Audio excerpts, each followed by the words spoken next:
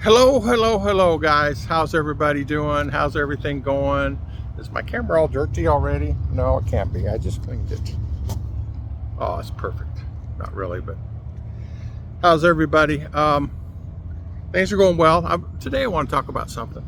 You know, what I want to talk about is R is going in the military, and what's going on and happening overseas. Will everything be okay? Meaning, like, is she's going to get? Will she get in conflict? Will she get moved up?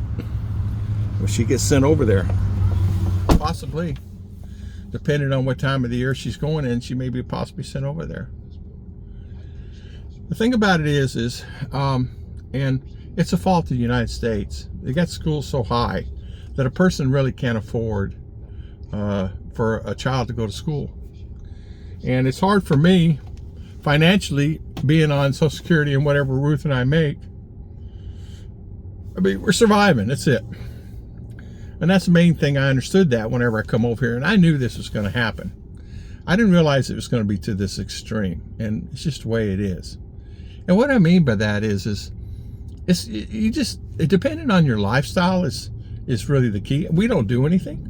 But then again, too, you have your regular payment. So, for example, the key is getting a room or a place to stay or a house or an apartment or whatever, reasonable price. That's the key. And where we're living, it's $720 a month. And that includes electric, includes water, internet, everything. It comes free. And you just pay for it. And that's pretty good when I charge up the car there. And I have electricity there at the camper. So that's pretty good, you know, $700. I think it's $742 this last month. That included electricity. You can't beat that. And that's here in Florida. I'm a mile from the beach. Where all the amenities are. I'm at McDonald's. You know, everything's there. Publix, Starbucks. There's everything. I mean, anything you can think. Chipotle is there. Wawa's there. So many things right there where I live. So you got to think about that. But RR going over there, my point I'm getting to is she's going to come back. I mean, after she goes to school and do all that training in 7-8 months, she's going to be back, ready to go to school. She wants to go to UCF, Central Florida, which is fine.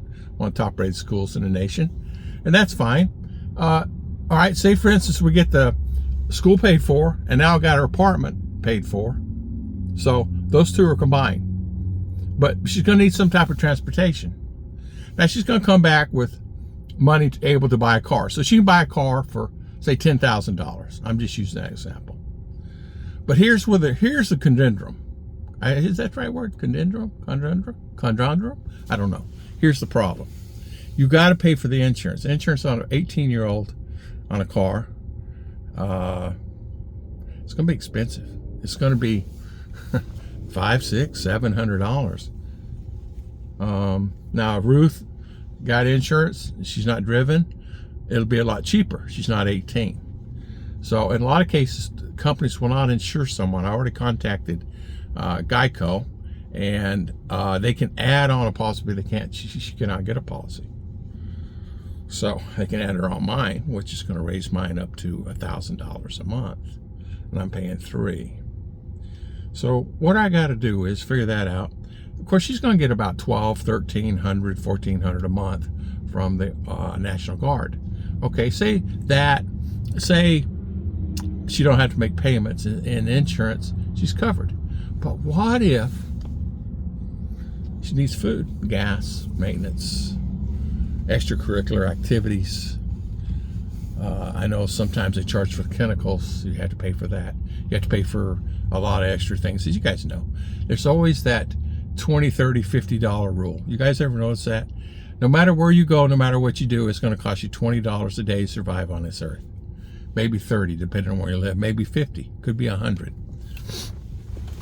The reason I say this, each human being on this earth's got to buy food. They got to have clothes.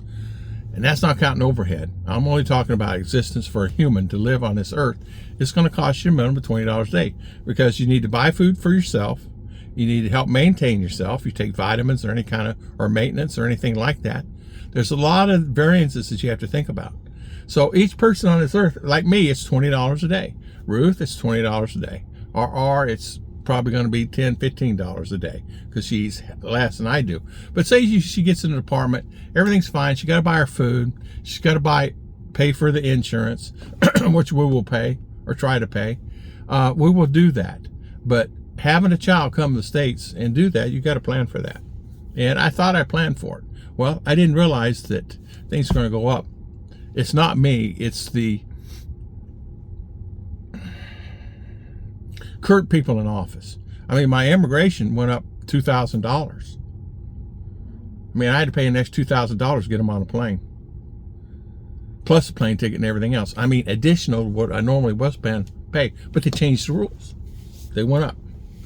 So, and get back to what I'm talking about. So, Ara comes back. She goes to school.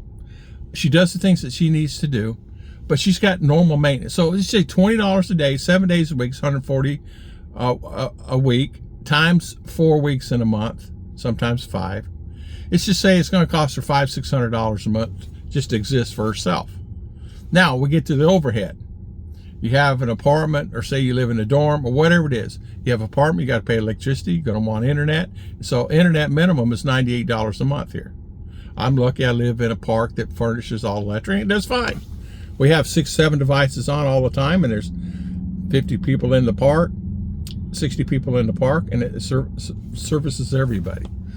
But think about that. I mean, so then you got, what am I thinking? What am I missing? I'm missing some apartments require gas, some apartments require this, that, and other. She's going to have to furnish the apartment. Okay, she lives on bean bags on the floor, right?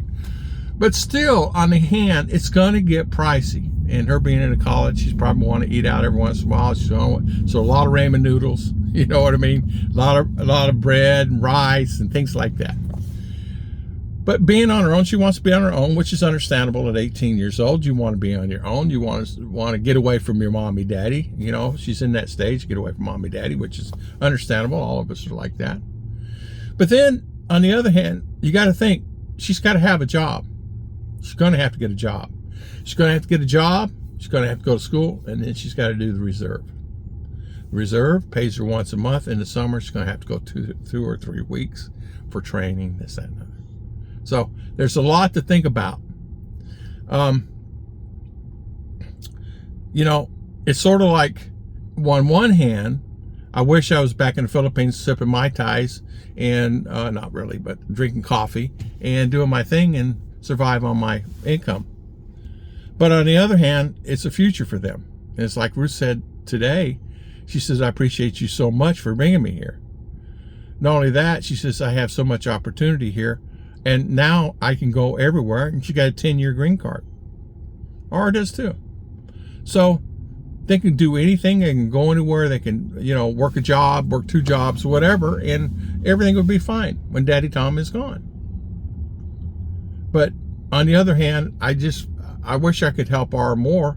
We're strapped now, but I want to be able to have her where she don't have to pay. But she's got to go to school, and guess what? She's got to get a job at McDonald's, or if she's wanting health care, she can get a job in there. But that's if she can get a job in there.